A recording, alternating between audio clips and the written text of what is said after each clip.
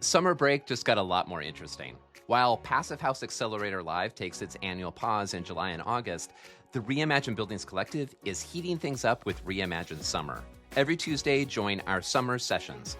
90-minute conversations with leading building science experts, each breaking down 3 challenges and 3 solutions in their area of practice. We're talking heat pumps, decarbonization, resilience, bio-based materials, and more, with voices like Tommaso Leary, Christine Williamson, and Kritika Karbanda.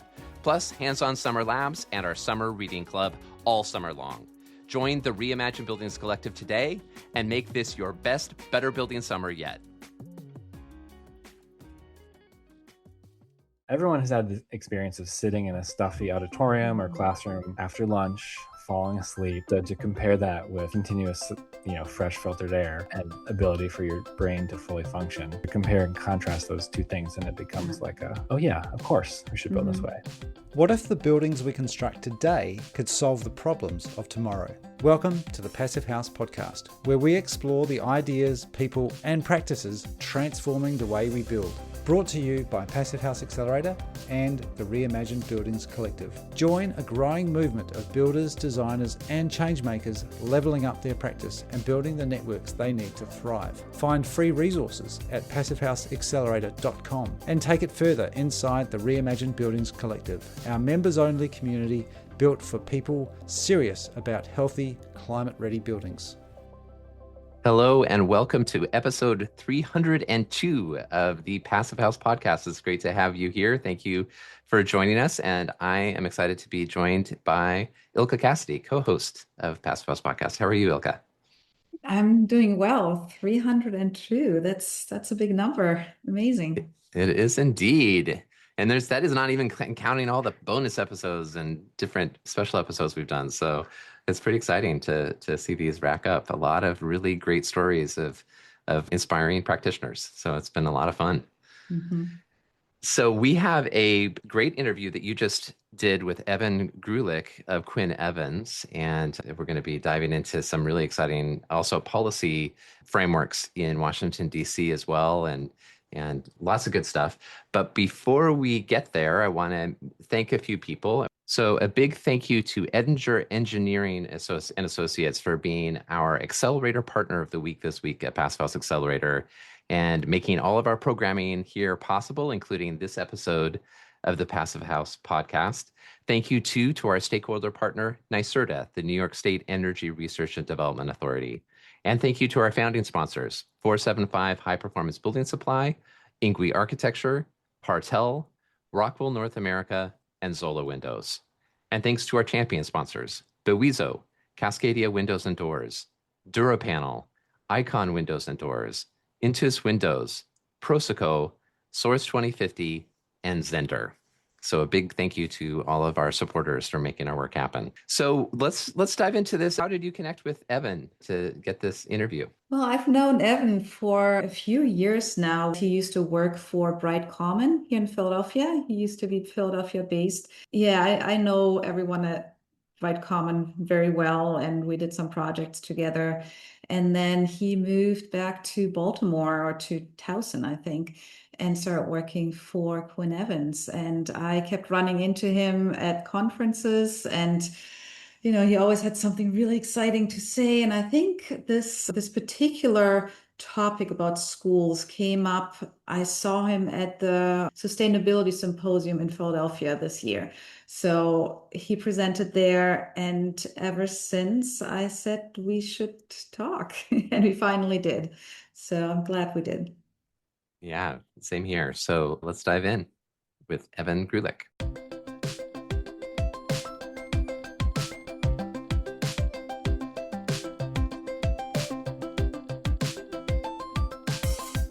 Welcome to the Passive House Accelerator podcast, and I'm very excited to talk to Evan Greulich. And we will be talking about passive houses for schools, which is your main interest right now.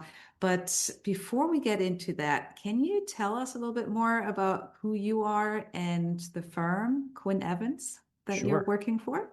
Sure. I'm Evan Greulich. I caught the passive house bug back in 2018 or so, working for Bright Common in Philadelphia.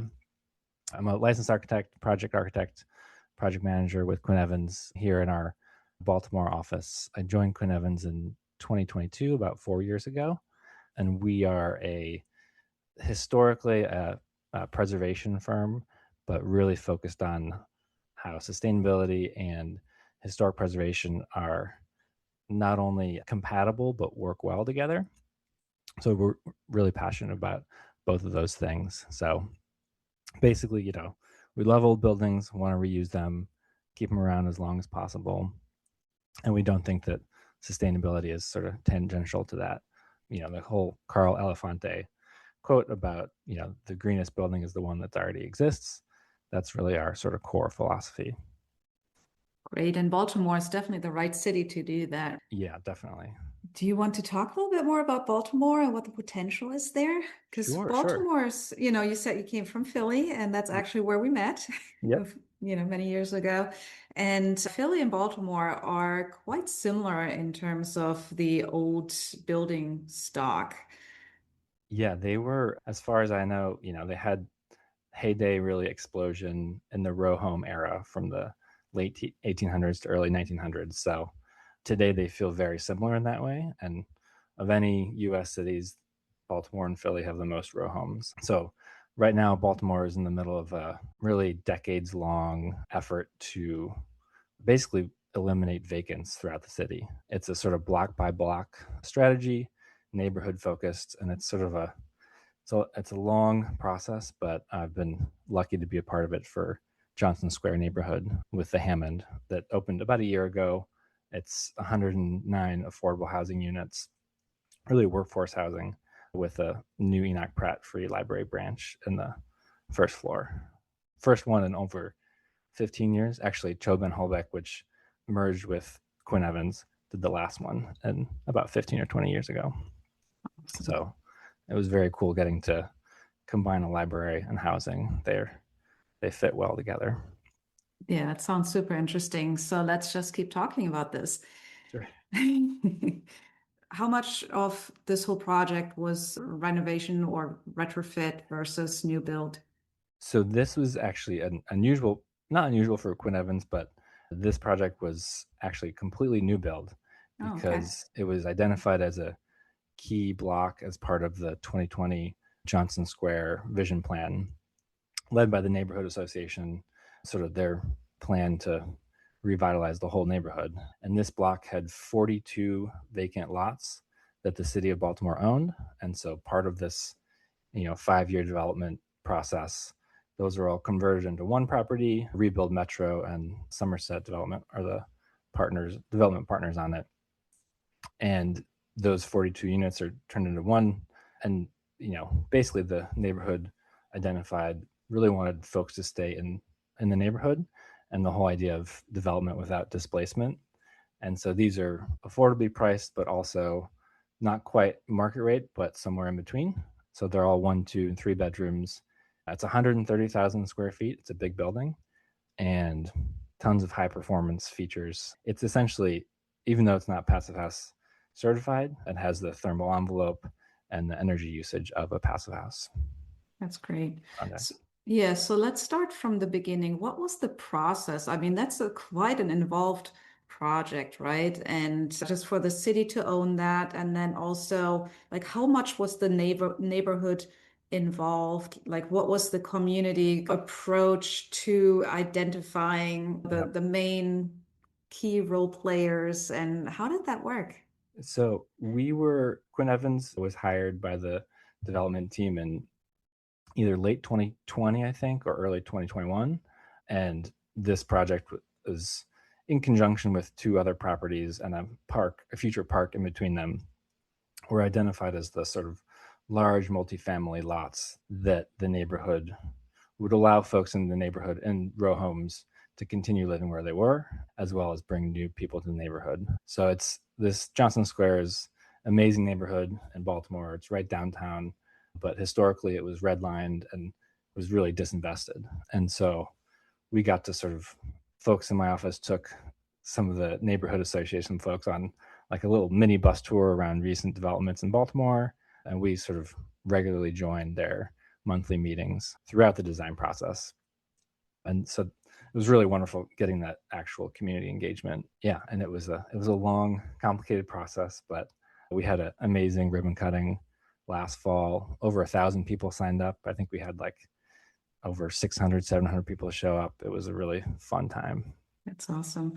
So Yeah. how did you determine what the goals were? You said it's, has a lot of passive house features. I mean, I'm sure that's something that Quinn Evans brought to the table, or was that Yes. something that was identified by the community themselves? The community definitely wanted sustainability generally, but we sort of focused on, like any affordable housing in Maryland, it sort of has to hit certain metrics. And we sort of inherently incorporated passive house strategies within it.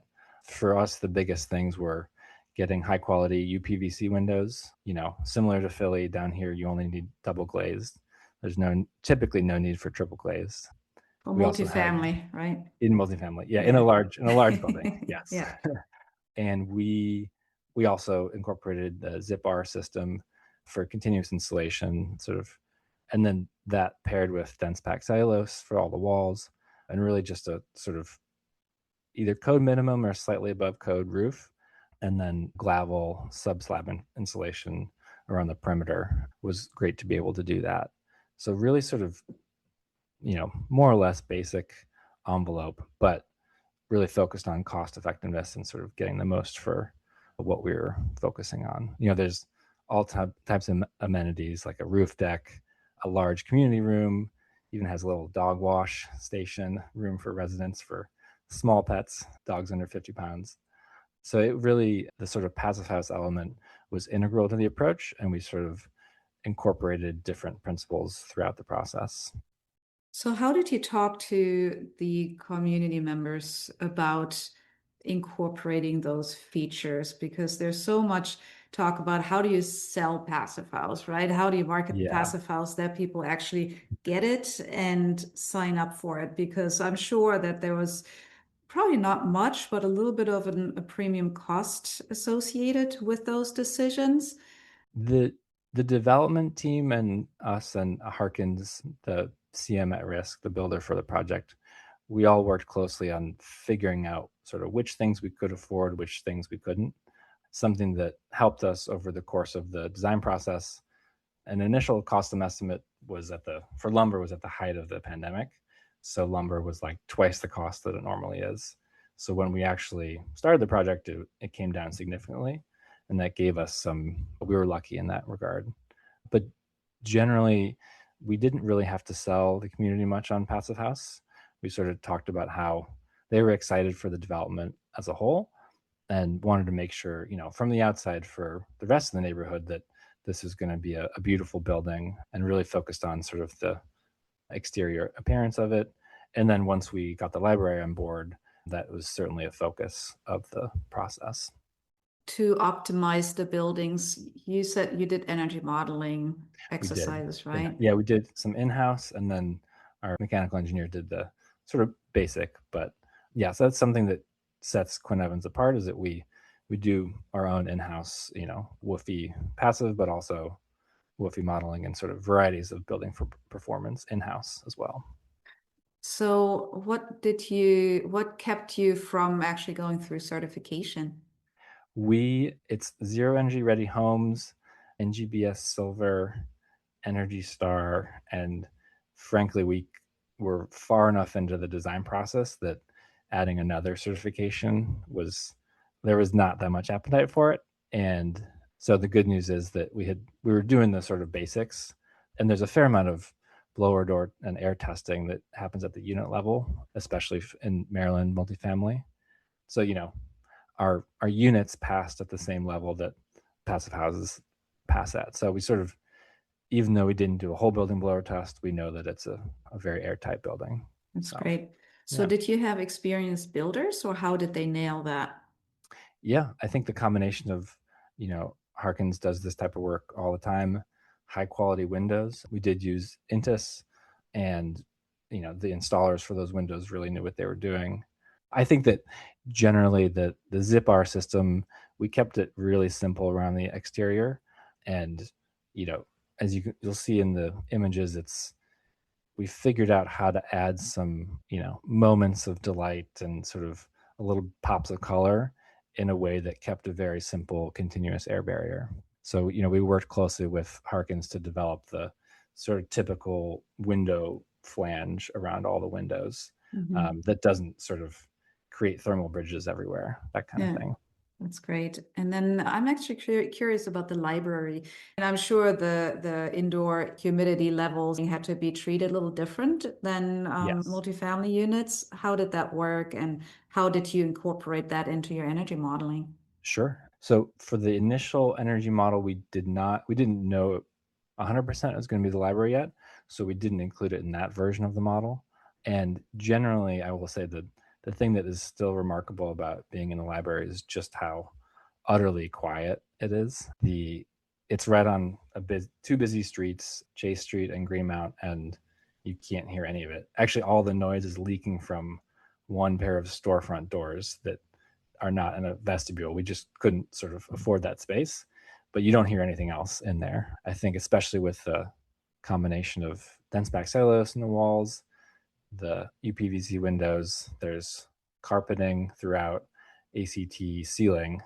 It's a very, very, very quiet library. It was fun to hear folks walking through on the ribbon cutting, just sort of people marveling. Like I heard someone say, they must have used like library special, like sound absorbing in this. Like, I don't know how they did it. So it was cool to sort of to continue to experience that and feel that way. Yeah, that's great. That's so good to get that feedback.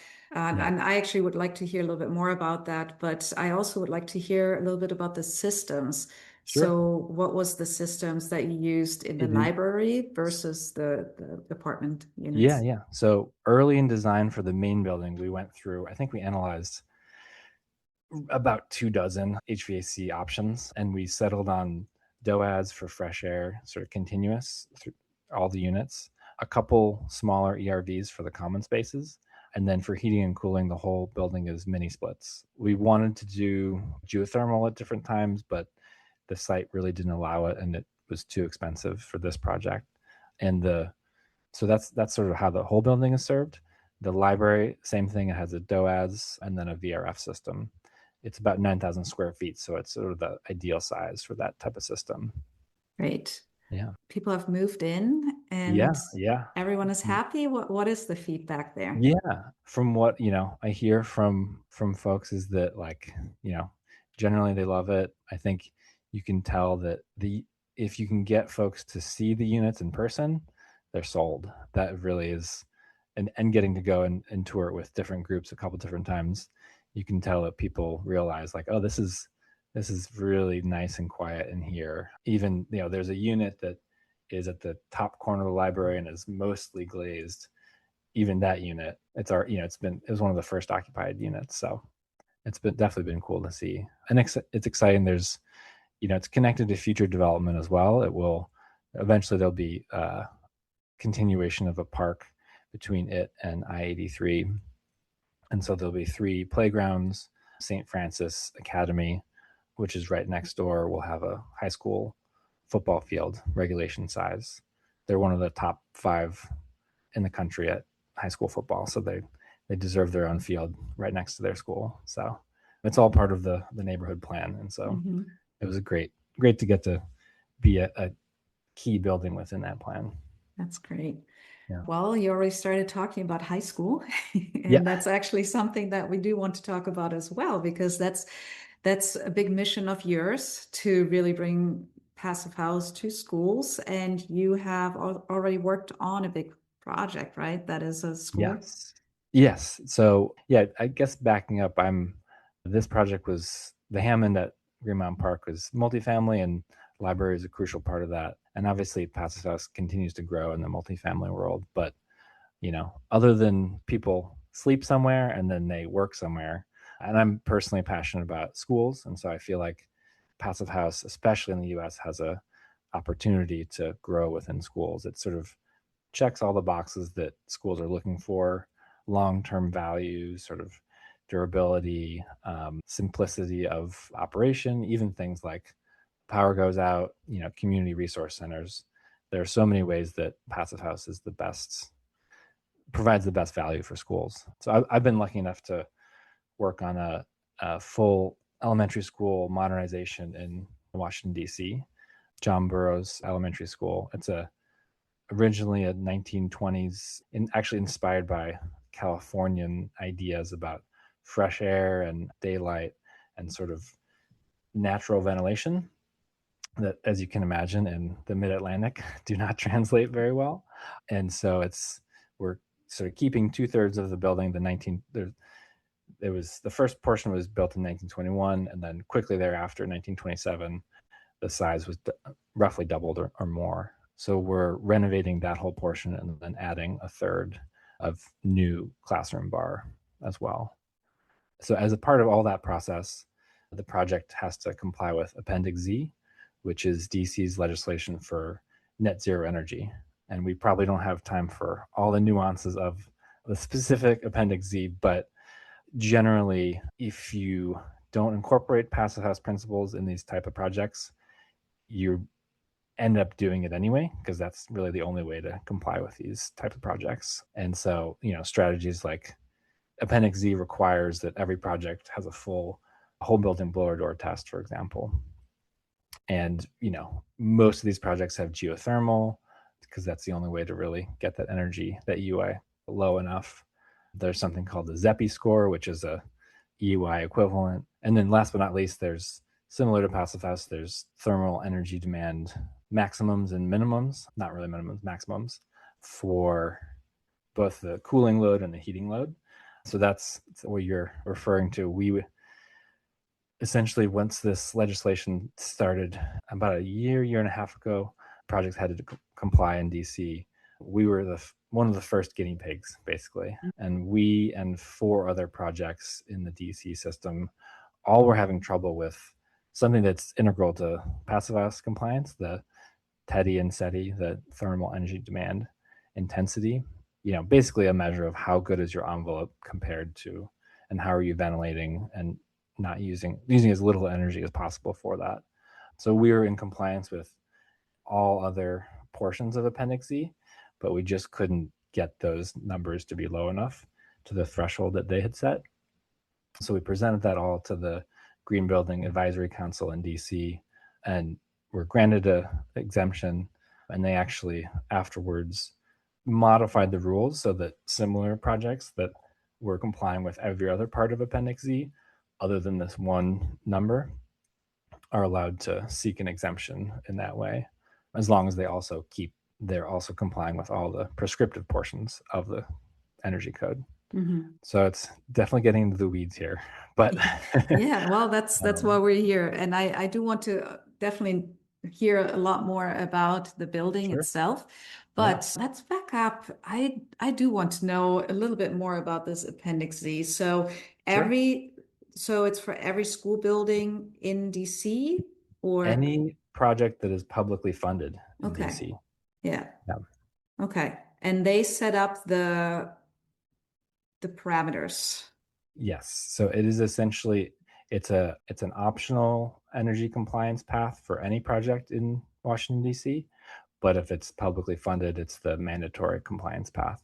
Okay. And it sets up performance targets, just like passive house. And then you're saying, so you went in, did this whole school renovation and addition complying to passive house, but you couldn't still reach the Appendix Z requirements? I think it's depending on whether you're PHI or FIAS. There's probably one portion that it's not quite compliant that would if we were seeking that, would have been easy to adjust. But essentially, if we hadn't already used passive house strategies and shown how we were incorporating a continuous air barrier in the renovation and sort of shown all of those, we carefully tuned the amount of insulation around the addition and the existing. And there's a ton of other variables as well. We went through at least 3 rounds of value engineering. So it's, everything has a cost benefit to it. And so we were able to show all of that iteration we'd done with the energy modeling prior to this Appendix Z compliance, to show how we had sort of carefully tuned the building. And part of the project's part of the RFP and the sort of overall the project is required to hit a certain EUI, which we are. So. Well, but this is super, super interesting because without saying here you have to build towards passive house standard or even naming, the it is FIAS is one of the reference standards in the very bottom of the Appendix C legislation. Okay.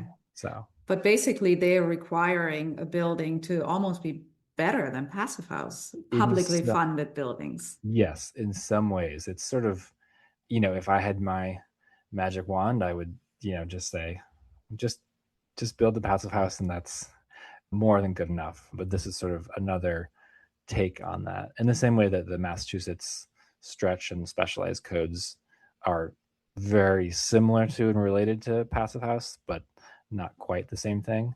This Washington, D.C. Appendix Z is sort of another version of that, certainly. And it's interesting that we don't hear too much about it, right? We hear a lot about the Massachusetts stretch code, but I'm not sure if I've really heard about Appendix Z before. Yeah, I think I think they had pushed back the actual enforcing of it for a couple of years. So that may be part of it. And also, DC is smaller than Massachusetts. And also, as I have found, and I'm sure the climate zone 4 versus 5, there's a different take on passive house and sort of a different calculus and attitude towards it. I think in some ways we are blessed in this climate to not have to deal with the extreme cold, but also that makes folks generally in the AEC industry think, what we're doing is good enough, and sort of less worried about those extremes, I found at least. How about cooling though? I mean, 4 is definitely more prone to overheating and certainly. And I think that is, especially in schools, the dominant energy demand is the cooling load, and especially, hopefully your school gets used by the community a ton as well. And so you're operating on the weekends and late at night, even more than you sort of anticipated. So no, I agree that we have more cooling to do in the Mid-Atlantic, certainly. Yeah. So where did this Appendix Z kind of come from? I think similar to Massachusetts, it's an attempt to, larger vision of decarbonize the economy and our buildings, especially. There are a lot of provisions about if you don't have 100% of your EUI covered by solar on site, you have to have a signed PPA, that sort of stuff. So it's part of a broader push to, continue to decarbonize and reduce energy use in the district. So, and, it's tied to the building energy performance, the BEPS standards. Maryland is also in their benchmarking phase of that. So I think it's quieter, you're right. And certainly in the passive house world, it's less known, but I think it is having an effect, certainly. Yeah. And what's interesting is you're saying you are kind of a guinea pig. So it's fairly new, right? Not a lot of buildings have actually gone through the process. And I guess obviously they have to adjust the targets a little bit if it's almost impossible to meet those.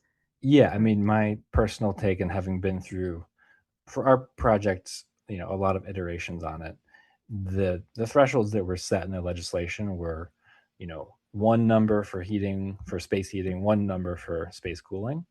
And, rather than, whereas the Massachusetts version has about 24 different categories of, if you're a school over 75,000 square feet, this is your target, that kind of thing. The same way that FIAS has a, carefully tuned per project goal. I would just argue for just take what FIAS is already doing and multiply it by some kind of factor that, if you want, or not, or just set those heating and cooling thresholds and then make projects comply with that. Seems like a more straightforward way to do it. Yeah, that's why I'm kind of wondering where those targets and everything kind of come from if FIAS is already listed as, a guidance there. So it's, yeah. Is there I mean, there's just so much to think about, right? Like one thing also comparing to Massachusetts, there's a huge push to educate everyone. Like, there's the step Yes. code and now you have to do it. And how do you get people to really understand what it is and how do you educate them so that they can actually be successfully meet those criteria? Is something like that happening in DC too? Not, not certainly not to the extent that it is in Massachusetts that I'm aware of. I think that especially for these types of larger commercial projects, there's definitely already a lot of industry awareness about the importance of air sealing, and they understand high performing windows, even if they're not as high performing as passive house windows. So I think there's a lot of knowledge already, and it's more about the words passive house, as we all encounter. Oh, it's passive, I don't have to do anything. And oh, it's a house, oh, it's a school, so it doesn't apply to me, that kind of reaction. Well, So actually, we should be talking about passive buildings, right? And not yes, passive house. I exactly. mean, that's been a big rebranding Yep. from FIA's side because, they want to address actually exactly what you're just Yeah, saying. and So, that is my dream as well. I do think that, mhm. I wish there were some, 21st century building is too vague of a term, but some equivalent of, this is just how we should build now. Well, Whatever. ideally, it's going to be code, right? Yeah, That's the exactly. whole mission to That make would be, the standard actually being code and construction. I I think that the part that, especially from the builder side or the owner side, that is important to stress is that by doing, passive building, you're you're saving in the long run, that the value to the building as a whole is, you're spending less money over the life of that building. Mhm. And I think that can get lost when you hear about like all these challenging thresholds to meet, and it's a pass fail for the blower door. So to me, the importance is understanding that our buildings will last longer than we intend them to, and so the more you can incorporate that durability into them, the better. So is there a lot of pushback to Appendix Z? As far as I understand, there is some pushback. I mean, the Mhm. same way that there's pushback to electrifying, and pushback to anything that's sounds green or can Mhm. be marketed as sustainable.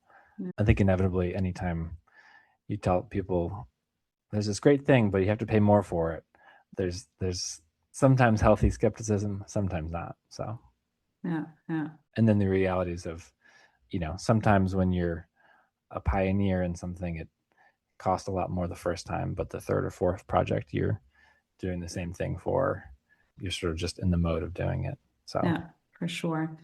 Did you, is part of Appendix Z also, I mean, you said a blower door test, but what are the airtightness requirements? Is that passive house level? it's not passive house level, but it is tied to your energy model.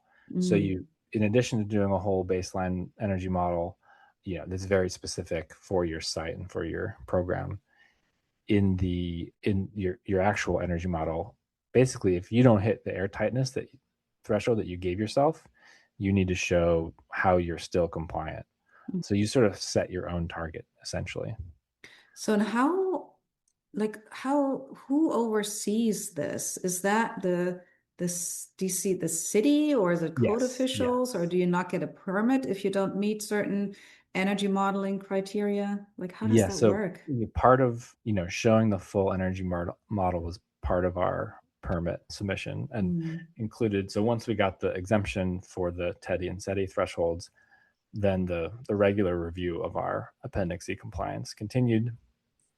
Our baseline model was carefully analyzed in addition to our actual model. So it, like any AHJ, any place, it was carefully reviewed. And Hmm. there's, a lot of, during construction, a lot of QA/QC as well. So Yeah. But that's also very interesting because in order to do that, you also have to have the people that can actually review yes, those exactly. plans. I mean, it's very similar to what they did in Germany in Frankfurt like a while back when they basically said everything has to be. I think it was in Frankfurt and then also in Heidelberg where they required passive house standard for all I think, the bigger, larger scale buildings. And they did not go through the Passive House Institute, but kind of took it in-house as the city. And same thing, you had to prove, had to hand in your energy model just to get a permit. And then, but again, you had to have the people that, besides Passive House Institute, that were already schooled, they had to school their own people to do those reviews. Yes, certainly. Yeah, I think that is certainly a challenge to scaling Passive House, and just sort of that approach. In our experience, it was really wonderful earlier in design, really iterating with Gilbane, the builder, CMTA, the MEP, and energy modeling, and then the whole Quinn Evans team. We went through many rounds of tweaking of the building and the design to get it to where it was. And so I think, not every project can afford that. And I think we made a lot of informed decisions because of that design process. But on the regulation review side, it's also a challenge for others to check that as well. So, and then drawing another kind of parallel to Massachusetts, there it's connected to incentives, right? Most of the initial kind of feasibility studies are incentivized. Yep. Is that the same in DC? Well, since most of these these projects are not the same sort of private multifamily development, so it is different. It's more, this is just how you have to get a building built, essentially. So there is not quite the same, as far as I know. I'm definitely not an expert in this, but I think, especially for schools and other government buildings, it's just the way that we're doing business now. Yeah, I guess it's different when it's a rental building. Yeah, for sure. Yeah. So but generally, DC has a track record for at least the last 10 or more years of producing these really amazing schools that are deeply sustainable. And even if they don't say Passive House, they're using all the principles anyway. So passive building. Passive building. You're right. So let's talk a little bit more about the school itself. So Sure. how big is it, and what was the approach there for optimization of the envelope and systems? So it's a remarkable building and site and neighborhood. I was the project architect for the modular campus right next door, swing space, 45,000 square feet, that we designed and constructed in a year, where the elementary school is now. There are about 340 students right now. And then the right next door, on the same city block, in construction right now, the modernization will serve a little under 400 students. And it's pre-K through, so kids 4 through 5th grade. And so, it was added to in the 50s with a small little L, and then added to more recently with a undersized cafeteria. And so those have been demolished, and then a third classroom bar wing has been added to one side of the building. To me, one of the most exciting parts is for most of the new structure, we're using mass timber, and that is actually going to start being installed any day now. Nice. And I forget exactly where the lumber is coming from, but it's from Southeast US. And so in addition to that the first floor being mass timber, we're also filling in a main courtyard that's sort of a underutilized concrete pad, essentially, where they did sort of tricycle circles around. And it was for what it was, the school used it really well, but we're repurposing it into a dining hall and sort of a common space with new mass timber structure within it, and 3 large skylights as well. So and then 2 smaller courtyards that were part of the 1920s original. One will be a outdoor dining space, and one will be an outdoor classroom. So we're sort of repurposing those. Previously, they were completely inaccessible. You couldn't, even though you got daylight from them, you couldn't actually get to them. There were some sad trees growing in one of them through the cracks in the concrete. So we're excited to sort of reuse those original small courtyards. I could talk about this building for way too long. So let's talk about the existing, what's already there. Like, how was the approach to to improve, the envelope there, and how did you go about it?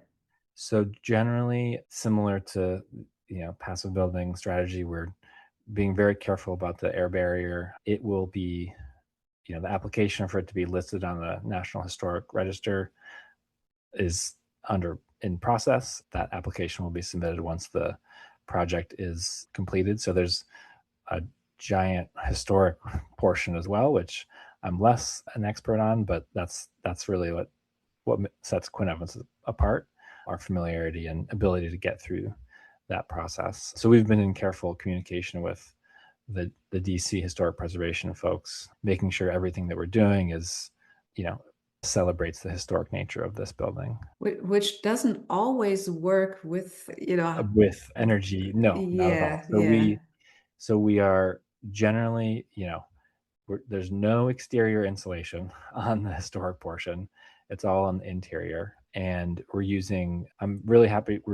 We have really happy for the walls. It was a cost savings to go with Intello plus the smart vapor retarder instead of spray foam on the interior. Also, spray foam is harder to take off, so it's not as reversible. So we're going to get to use Timber HP, Timber Bat with the smart vapor retarder on all the walls. So that's great. Really excited about that. And then generally, there's a whole underground crawl space that we're sort of repurposing parts of, and sort of a giant crawl space type project. Generally, it's, the project takes up a whole city block, and it's 2 stories, but it's about 95,000 square feet, a little under 100,000 square feet. Wow. Yeah. Pretty impactful project, huh? Yeah, definitely. I'm sure the community will be excited when it opens in about a year. It's coming fast. So I still can't fully let go of Appendix Z here. Sure. Just what you just talked about, the using Timber Bat. Does the Appendix Z address embodied carbon as well, or materials? Not at all. So as far as if my memory serves, I don't believe carbon is directly addressed in Appendix Z. It really is focusing on operational energy and carbon. So, of our own Quinn Evans, we're pushing that embodied carbon story as well by, it's the right thing to do sustainability wise, historically, keep as much of the existing as we can, and then adding as much carbon sequestering as we can as well. That's great. And I just had something. I would say another thing that benefits us is just the way that buildings like these were built in the 1920s. They're utterly beautiful and very gracious. There's a ton of ceiling and attic space. And so there's, obviously we have overcome many, many challenges in the design and construction process, but generally the way they envisioned the space in the 1920s, set us up for success now. Their window to wall ratios were reasonable, not filled with glass everywhere, things like that. It's been wonderful especially as selective demolition has continued to sort of see that exposed. No, I think that's great to hear. And that's something that we should always think about too, designing for the future, and certainly, possibly repurposing or redesigning, or, thinking ahead and thinking about like, how can this building serve maybe other functions in the future as well. Did you think about that at all? Yeah, definitely. I think that, that's one of those lessons of, it's the same lesson about tolerances in construction, that, perfection is not possible. And so always give yourself some flexibility in some direction. So I in terms of future proofing the project, the biggest thing is that the sort of party of the project is 3 north-south oriented classroom bars, and then a spine that goes through the middle of the block, in the middle of the building. It can continue, right now it connects the playground on one side to the modular campus on the other side. Eventually, sooner rather than later, the modular campus will be deconstructed, and that sort of grassy lawn will be returned to that. So in the future, if the school were to grow to 500 or 600 students, there is space to do that in the future. And we already have like set up that central spine in the middle of the block. That's great. Yeah. And then, you made the case that passive building is really ideal for schools.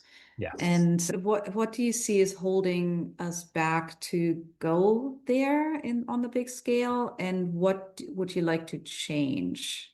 If I could change or fund anything, it would be an academic, peer-reviewed, scientific study of the quality of how the indoor air quality improves student performance in passive buildings in the United States, because Americans care about whatever's local. I've, cited studies done in the UK about 10 or 15 years ago in many presentations to clients. And, it's getting old enough where it's like, well, this is an older study. There hasn't been anyone since. So this would be my plug to FIAS or similar organizations, is that once you have that data, you can really show clients that this is a sort of proven way to improve students' health in their buildings and then therefore their ability to learn. And, we are certainly doing some of those things on Burroughs, like carbon dioxide demand control ventilation, that kind of stuff. We're certainly doing that. And so I think just sort of spreading that word. I also think just the challenge in schools as a whole, the same challenge that the US faces generally. There's 50 states. Every state does construction differently. Every school district does construction differently. It's just a lot of, it's a big country. It's a big place. It takes time for everyone to sort of be aware of this opportunity. Sure. And I mean, I think we hear over and over that the health perspective is definitely the one to focus on, because people are definitely a little bit more open towards investing into health than into energy efficiency. Yeah. And I think, I think to me, it goes back to the lived experience of everyone has had the experience of sitting in a stuffy auditorium or classroom after lunch, falling asleep. I certainly have. Yeah. And so to compare that with continuous, fresh filtered air and ability for your brain to fully function, you sort of compare and contrast those two things, and it becomes like oh yeah, of course we should build this way. Yeah, absolutely. And we always have experiences with that. What's really tricky though, and I've had other conversations about this, is it's very hard to get the data for indoor air quality, even from hospitals. And I'm sure it's the same with schools, because as soon as you release your numbers, that might not be great. You don't want to become liable for anything. So is that something that you see where there's pushback? I haven't experienced that direct pushback yet. It's something else that Quinn Evans as a firm loves to do are post-occupancy evaluations.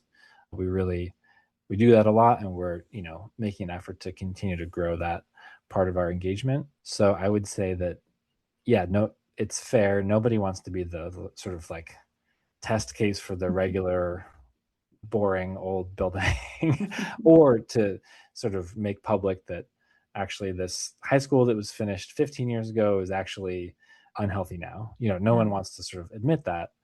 So you're right. It would require some careful coordination, but and maybe it's as simple as only show the new projects and show how excellent they are, and you don't need to necessarily compare it with anything else. Yeah. Or if it becomes a requirement to, open monitor. up that data, then it's just what has to happen. And hopefully then all the schools can get improved for sure. Certainly. Great. Well, thank you so much. Is there anything else that you want to address, that you want to give people to walk away with? No, I think for me, having not worked on a passive certified building yet, I would just encourage a big tent attitude to the passive building community, that there's lots of us, especially in non-housing sector, who are pushing passive building, and that it's in its many forms. So my passion is and will continue to be passive building for schools, and sort of those two things. I think schools is just one example. you could say the same, all the same things for museums or for offices or, different building typologies. Probably not warehouses, but that's okay. or Well, data I'm actually centers. working on a warehouse right now. There you go. So I think that, on the granular level, I would love it if FIAS had rather than a non-residential tag in their targets, it gave you 5 different categories of program, Yeah. that type of thing. I think the non-residential passive building has the most opportunity to continue grow and to continue that impact. So I'm excited to see it hopefully continue to grow.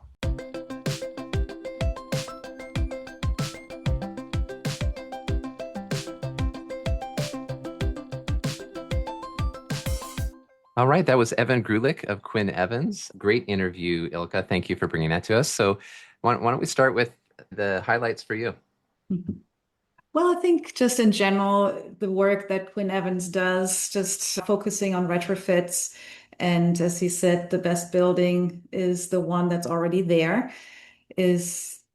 yeah, I mean, it's just great work that they do, and really focusing on keeping what's there and also working with historic buildings, because I know that that's not always easy to bring that all under one hood, because there's funding involved or incentives, and that sometimes contradicts with what you want to do with deep energy retrofits. So I'm really glad that they're taking on that work. So it was really interesting to hear about the projects. But then also, I guess my highlight, because I just unfortunately, didn't really know too much about it, was this whole conversation about Appendix Z and what's going on in Washington, D.C. So yeah, I mean, just kind of starting to learn more about that and understanding what that means, and that there's quite a bit that's being done in DC that I didn't really know about. That was definitely a highlight for me.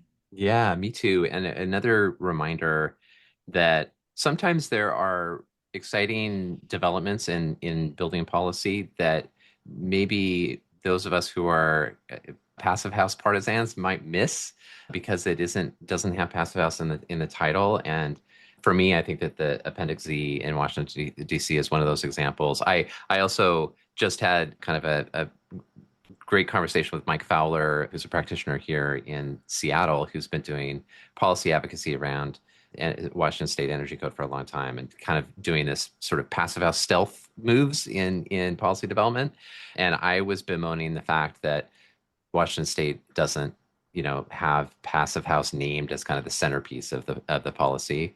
And he kind of pushed back a little bit, which I appreciated, in that they're doing as a code minimum building, multifamily building, I think, in the state of Washington, and its thermal energy demand is lower than a certified passive house would require. So it was just a little bit of a reminder that, sometimes there's really significant progress can be happening, and it happens not to be called passive house, and that is just great. So it seemed like a similar thing happening in DC, or maybe actually honestly, it sounds like it's even more ambitious in DC, this at least for buildings that are getting public funding.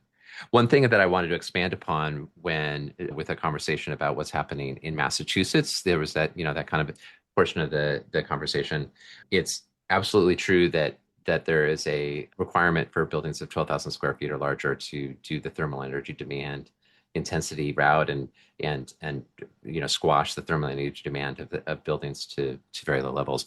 What's also true is that for the jurisdictions that are opting into that opt-in stretch code in Massachusetts, this will quickly get really, really complicated fast. So I'm not going to go too deep in this, but Massachusetts does specifically allow a passive house certification route in its policymaking. So that's one distinction, I think, from what sounds like is happening with the Appendix Z.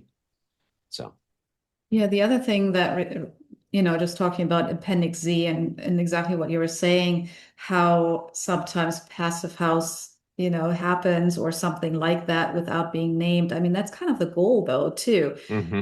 Yeah. that we're aiming, I mean, the goal is really that it becomes something like a building standard without actually being named passive house. And I think that's something Yeah.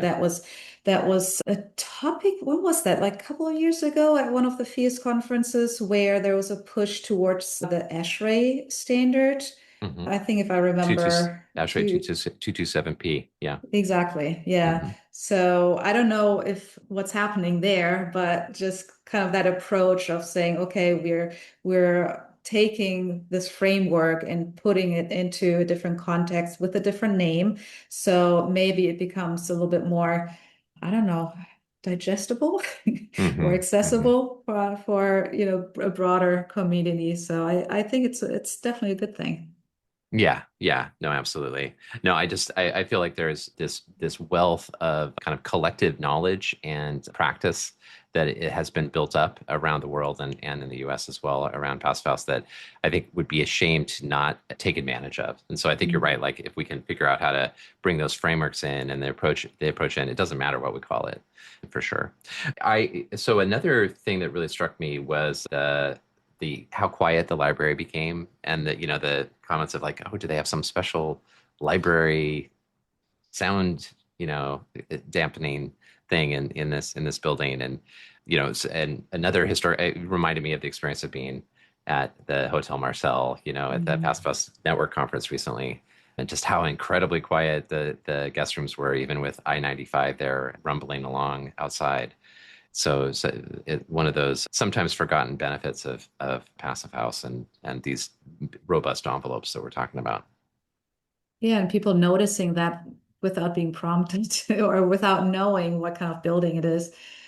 I think that's why I was curious and asking about what is the feedback because it was Mm, such a project with so much community involvement, and you don't know how much background information is given when people move in, and then it's actually better that way, right? If you get feedback without people really knowing, the hmm. building, to then say, oh yeah, this feels different, and just noticing the sound is, yeah, it's good Yeah, yeah, for absolutely. sure. Well, is Yeah. there anything else you wanted to wrap up with on this interview? It was really fun.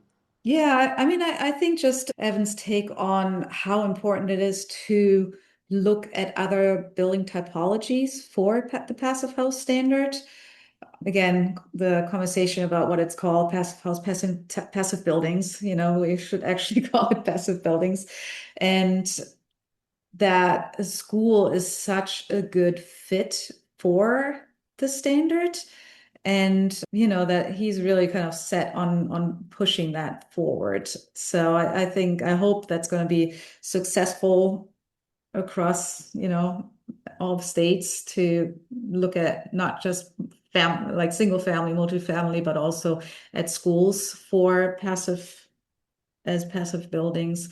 But then also to think about, okay, is there a difference between, like, should there be a distinction in the standard between those different building typologies besides just saying it's, non-residential or commercial or something. So I thought that was just an interesting point. I don't know what that entails, but I think it's probably worth a discussion.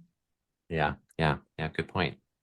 Well, great stuff, Ilka. Thank you again for bringing us this interview, and really fun to hear about Evan's work. Really good, really great.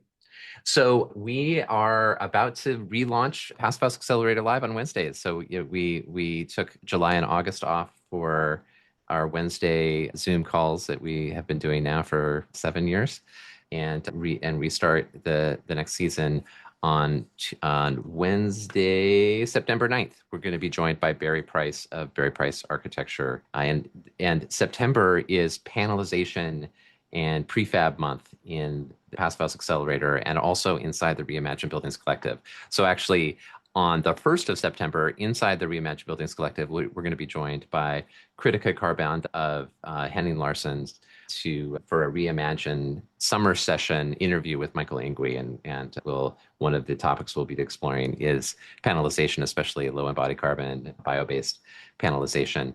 We'll also be running an open panelization lab inside the collective all month, starting with a session that features Edie Dillman and Jonah Stanford of Be Public, and lots of other great programming around panelization. So if you are curious about that, we've got some great stuff for you at the accelerator, and then lots of opportunities to dive deep in the collective. So it should be a great month. I think that kind of wraps it up. So thanks everybody for listening to this episode, and Ilka, thanks so much for joining me for this one.